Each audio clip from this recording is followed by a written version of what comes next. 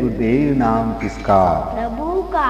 प्रभु का पावन नाम। जय गुरुदेव।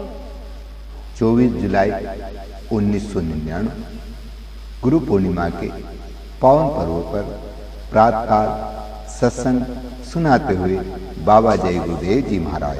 रिकॉर्ड करता सुपर रिकॉर्डिंग कैसे ढाऊ महेश भाई इंदौर वाले। जय गुरुदेव। जय गुरुदेव। जब तेजी से गुरुदेव।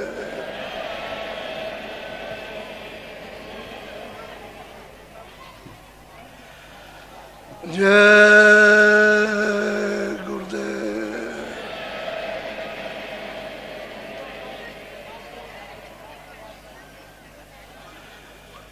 जय गुरुदेव।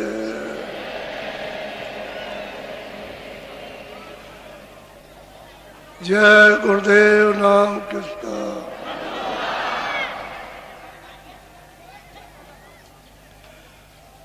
जय गुरुदेव नाम किसका?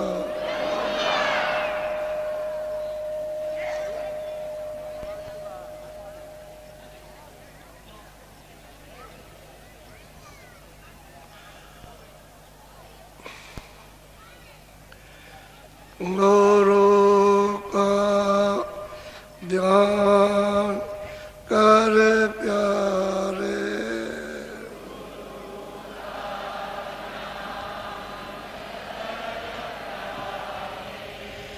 बिना इसके नहीं छूटना।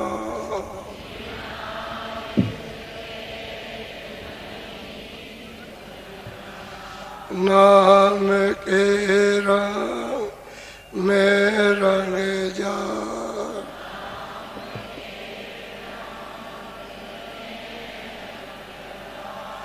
मिले तो धाम निज अपना।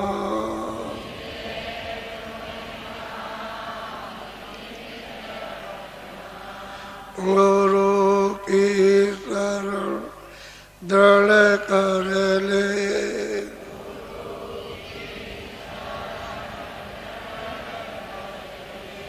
बिना इसका नहीं सरना।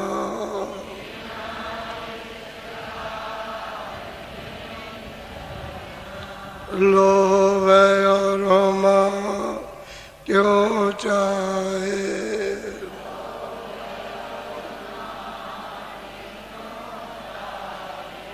पड़ेगा फिर तुझे देना।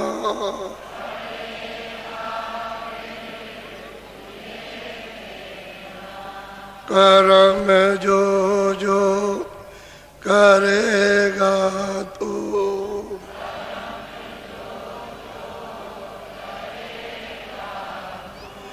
वही फिर वो न भरना।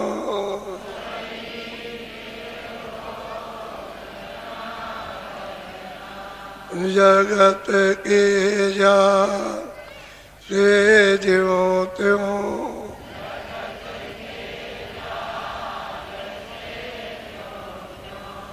अटो मरदान ही करना।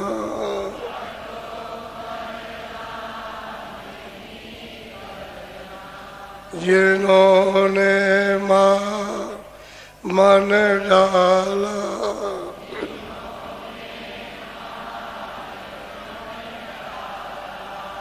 उन्हीं को तो माँ कहना।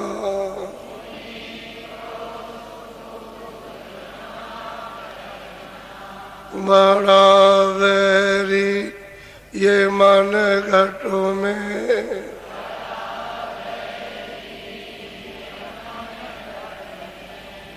इसी का जीत ना कटना।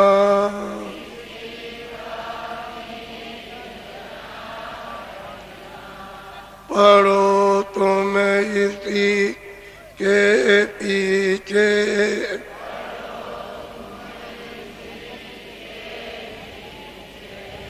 और और तवई यतन तजना।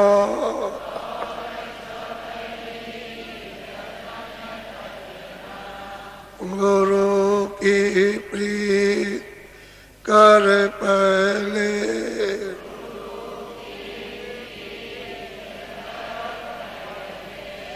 बौर घट सा को सुनना।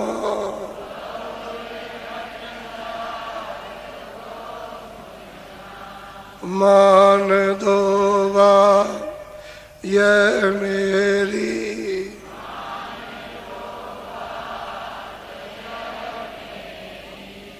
करे मत और कुछ जतना।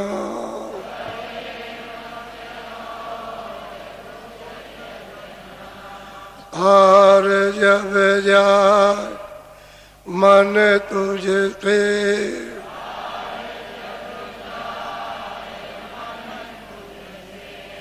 चढ़ा दे तो को गंगना।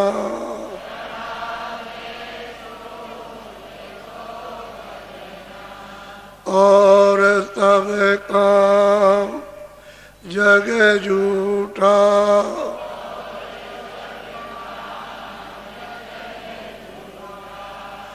त्याग दे इसी को गहना।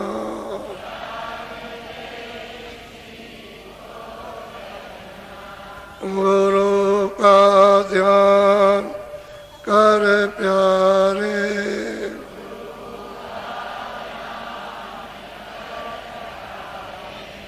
बिना इसके नहीं छूटना।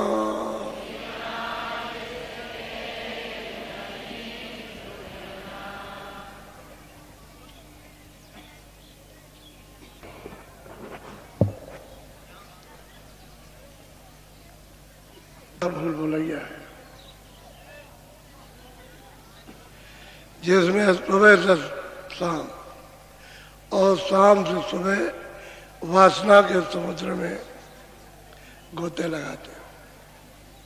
बात बात की वासना है, उसमें गोते लगा रहे हो और इसमें अपने हाथ कुछ पड़ने वाला नहीं। अंत में सबको धोखा हो जाता है और सबके सब फक हो जाते हैं कि ये क्या हो। हम तो समझते थे कि कुछ मिल जाएगा, इसमें तो कुछ नहीं मिला। अत्यंत उस वासना से जो समुद्र का गोता मार रहे हो, फिर कितना कष्ट होता है। वो अपने कष्टों को किसी को सुना नहीं सकता और ना उसका कष्ट कोई सुन सकता, क्योंकि इतना समय किसी के पास है। इसलिए महापुरुष कहते हैं कि भाई इस संसार को समझ लो अच्छी तरह से, ये तुम्हारा नहीं है और जिसमें तुम बैठे हुए हो वो भी तुम्हारा नहीं। ये शरीर में जीवात्मा बैठी है, वो भी उसका नहीं। और इंद्रियों के जाल में तुम फंसे हो, उसमें से कोई सामान आप नहीं। अब रह गया निचोड़ कि जीवात्मा के लिए अब उसके समुद्र में भी ले जाओ, क्योंकि उस सागर से जुदा अलग थलग बिछुड़ गए। उस आनंद को, शक्ति, ज्ञान को, अमृत को आपने, उस प्रकाश को छोड़ दिया और परदेश में आकर के, कमी के देश में, और यहाँ अपनी पूर्ति कर रहे हो, तो इसमें आपको यहाँ कुछ मिलने का नहीं। सब इस दुनिया से, इसी उधेड़ में सब निराश चले गए और यही कहते हुए गए कि हमको कुछ नहीं मिला। हमको इस दुनिया में धोखा हो गया, कोई हमको बताने वाला नहीं मिला। और जब बताने वाले आवाज लगाते हैं तो आप जवानी के जोश में या धन के मद में या विद्या के अहंकार में आप दूर दूर रहते हो।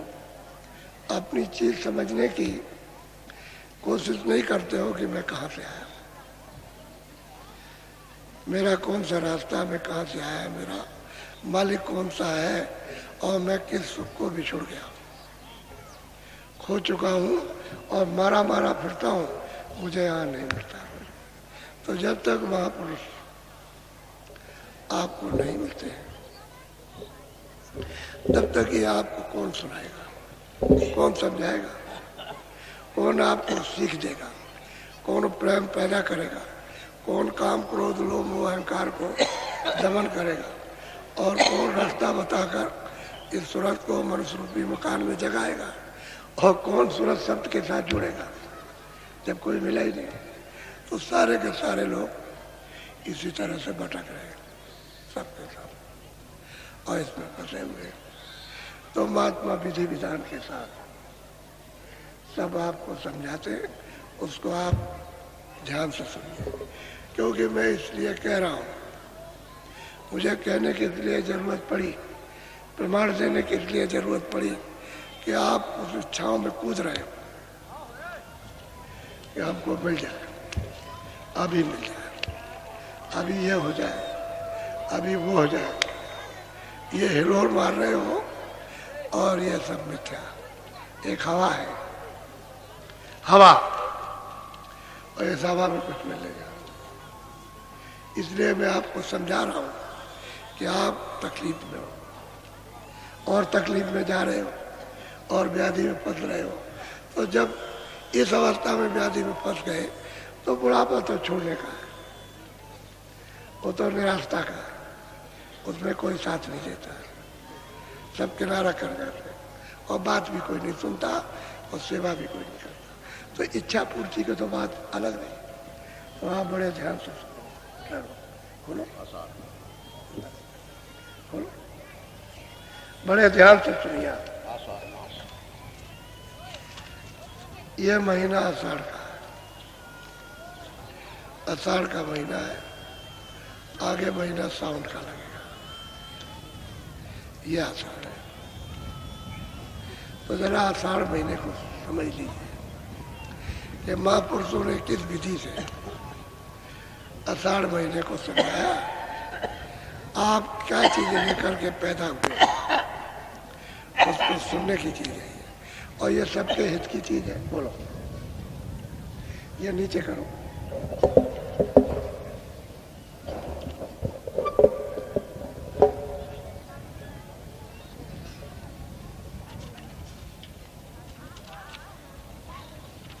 आषाढ़ मास जग छाया, आशा धरि जीव गर्भ समाया। कहते हैं कि भाई पहला महीना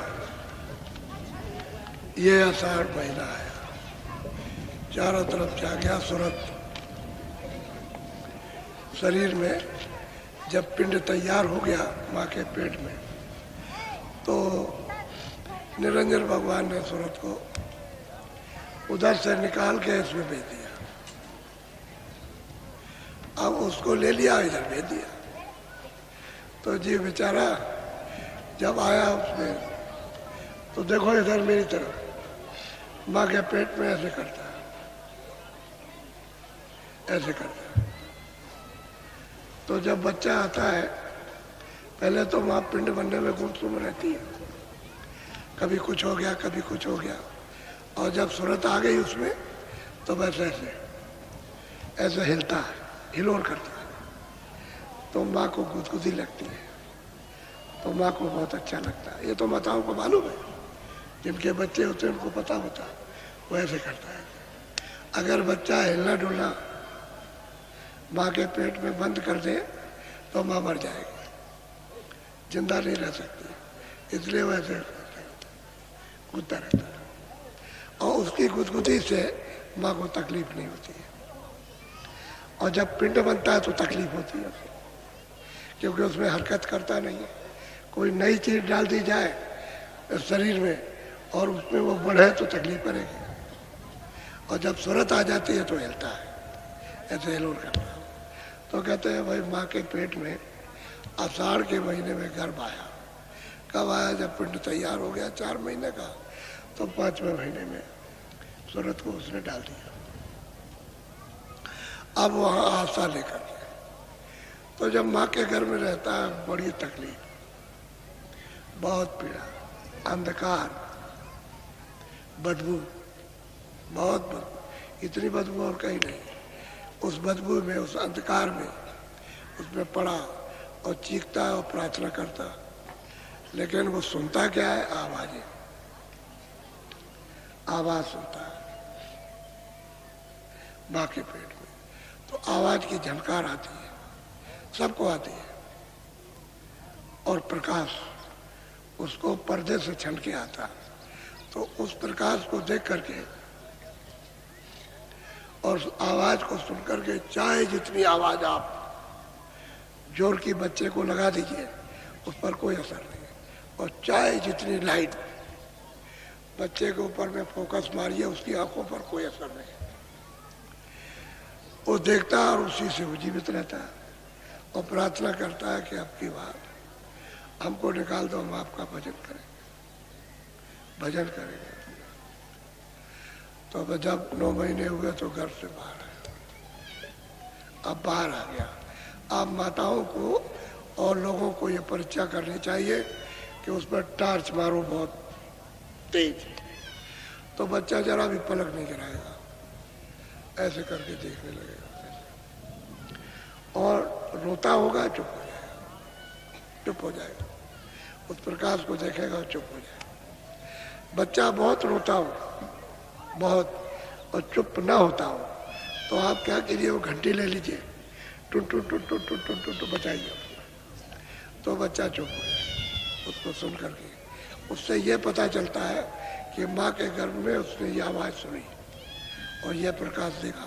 लेकिन आपकी आंख पर टार्च मार दे तो चकाचौंध हो जाएगी, आंख बंद कर लोगे। यही उसका परिचय है बच्चे का और आपका।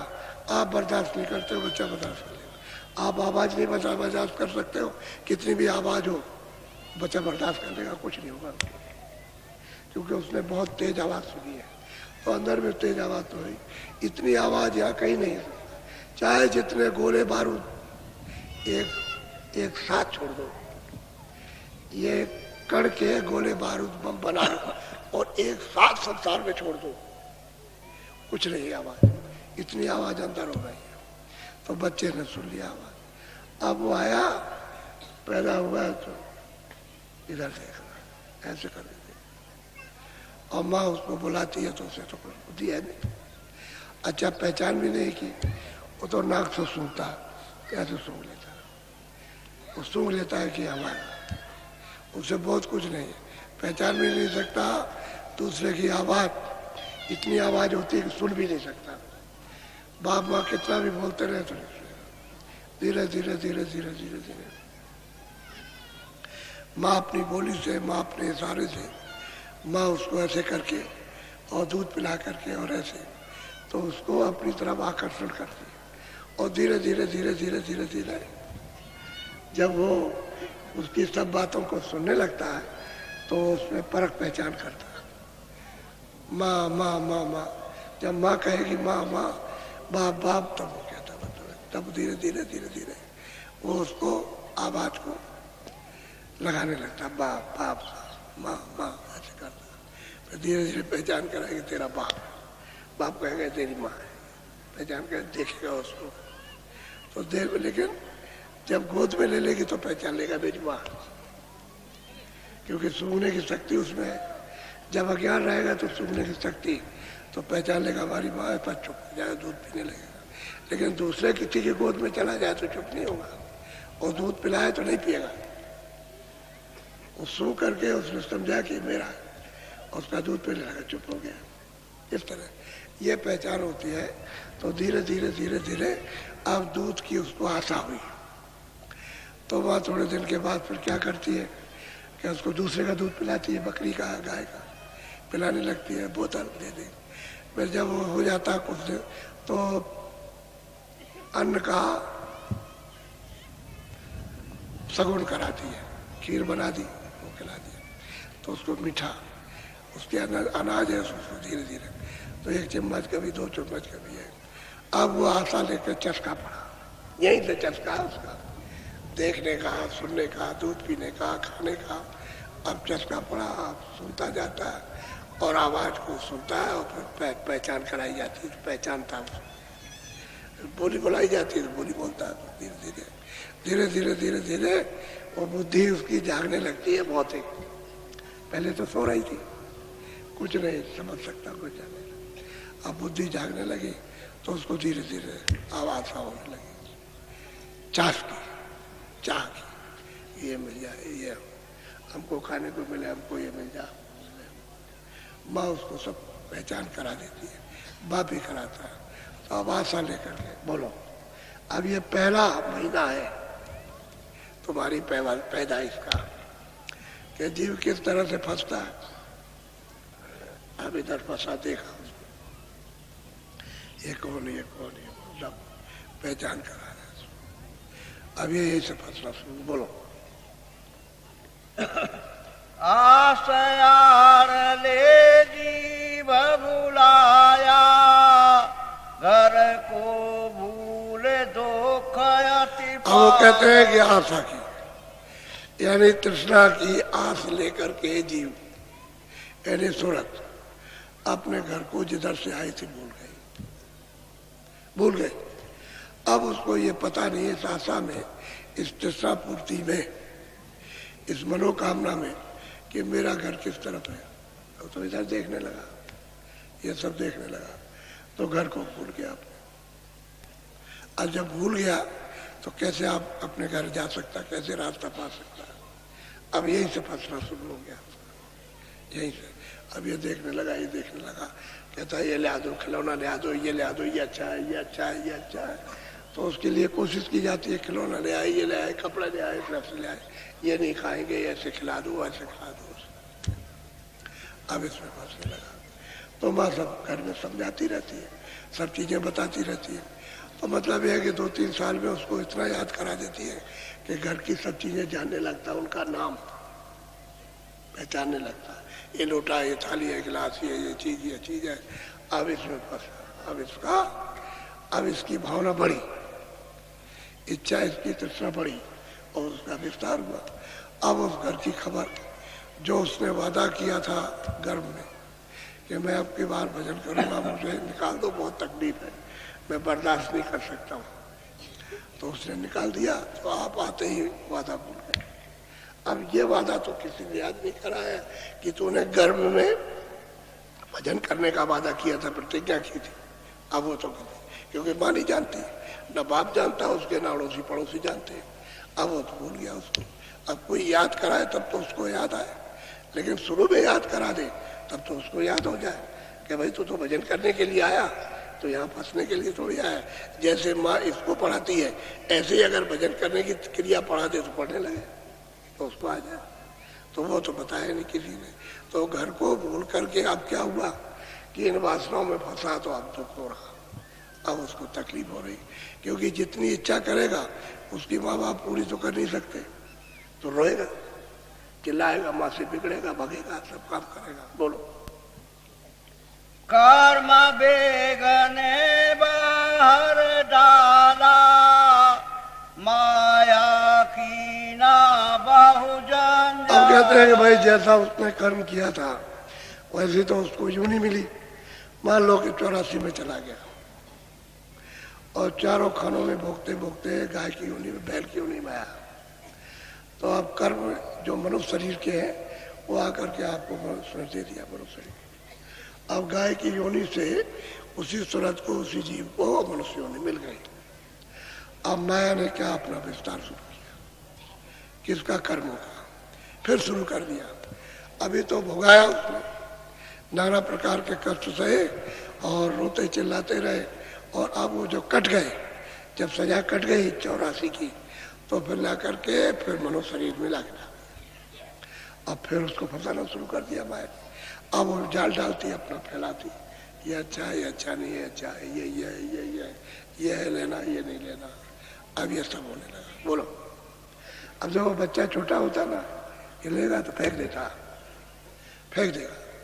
क्या हमको पसंद नहीं, तो खिलौना फेंक दे, और कोई चीज हो उसको फेंक दे उसको। ये तो घर में माताएं जानती है। अब वो फेंक देता है तो माँ सोचती है कि भाई इसकी किसी तरह से इच्छा पूरी जाए, खुश हो जाए, इन्हें रोना पीटना बंद कर दे। अब जो उसकी समझ में आता है उसको देती, लेकिन फिर भी फेंकता। अब पसंद नहीं है उसको, अब इसमें फांसने लगा इस इच्छा में। बोलो। बालयवस्थायति दुख पावे वेदन भारी नेत्र। देखो नर नारियों, अच्छी तरह से बच्चे की परख कर लो। बाल अवस्था, बच्चा जब पैदा होता है तो सिर में दर्द है तो डॉक्टर के पास ले जाओ, हकीम के पास ले जाओ। अब वो पेट का इलाज करता है। पेट में दर्द है तो पैर का इलाज करेगा, और कहीं दर्द है तो कान का इलाज करेगा, कभी नाक का इलाज करेगा, कभी आंख का। न डॉक्टर की समझ में आता है, न माँ की समझ में आता है, और बच्चा उस तकलीफ में रोता है। अत्यंत उसको बाल अवस्था में वेदना होती है, बहुत तकलीफ। और माँ की बुद्धि कुछ काम नहीं आती, क्या करे, कौन सी दवा दे? तो किसी देवी देवता के यहाँ जाएगी कि वहाँ देवता का स्थान है, वहाँ सैयद का है, वहाँ कब्र है, वहाँ ये है, चलो वहाँ चले, वहाँ ले चले इसको बच्चे को, और वहाँ से झड़वा ले आए, कुछ ठीक करा लिया। लेकिन कुछ नहीं। बाल अवस्था उसकी इस दुख में बीतती है, सुख जरा भी नहीं बचे। कोई आदमी कहे सुख मिल जाएगा, कुछ नहीं।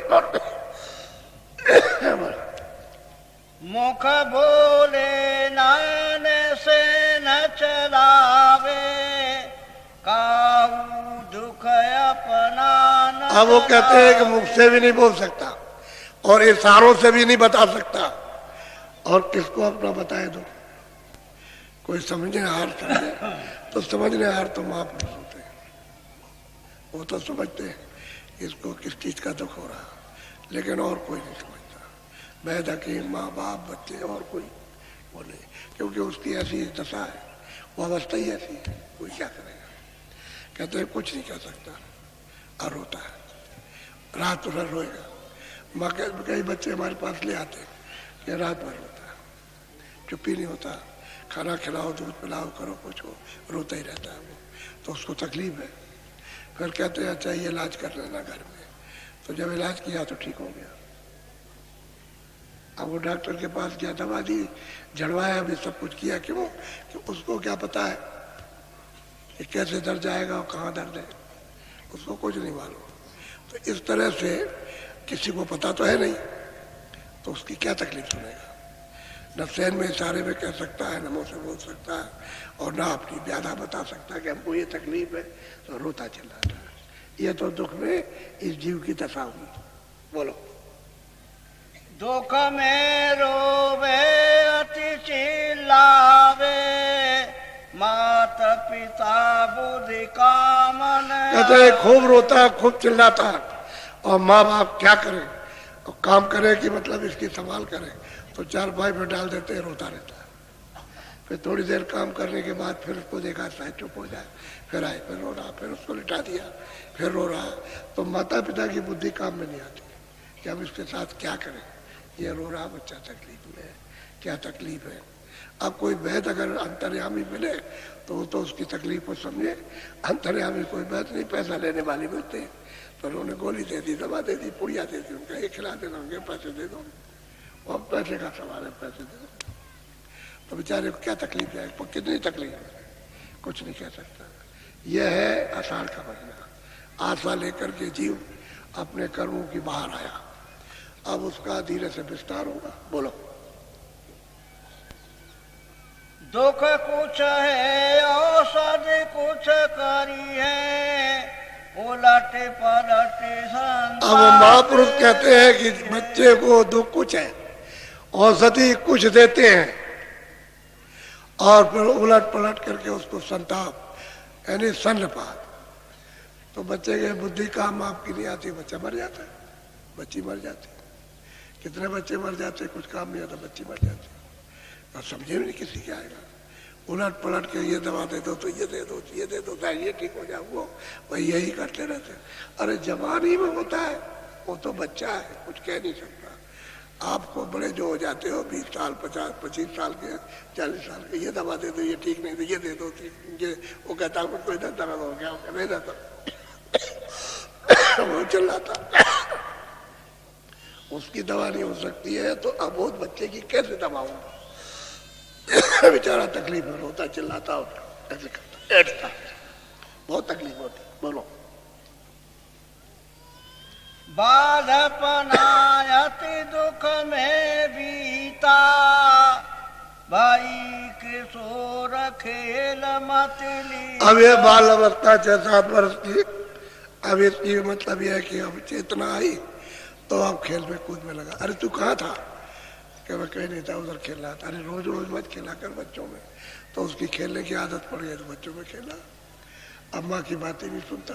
अरे खाना खा ले आकर के, तो जब नहीं सुनता तो तमाचे मारती है। वो भी एक बड़ा भारी दुख है जब मार दिया। वो भी एक, चल वहाँ स्कूल में चल, वहाँ चल तुझे वहाँ पढ़ाने बैठाएंगे, वहाँ पढ़ ले स्कूल में चल के। तो मार पीट करके ले जाते पढ़े, मास्टर के पास ले जाएंगे, भर्ती करेंगे कि इसको पढ़ाइए आप। बोलो। माता पिता चाहे पढ़वाना, यह रहे निस दिन खेल। अब माता पिता चाहते हैं कि बच्चा पढ़ लिख करके कुछ हो जाए समझदार, और ये खेल में दीवाना पागल है, उसकी सुनता ही नहीं माँ बाप की। हमारे पास कई बच्चे ले आते हैं कि देखिए ये पढ़ता नहीं है और ये खेल में खेलता रहता है।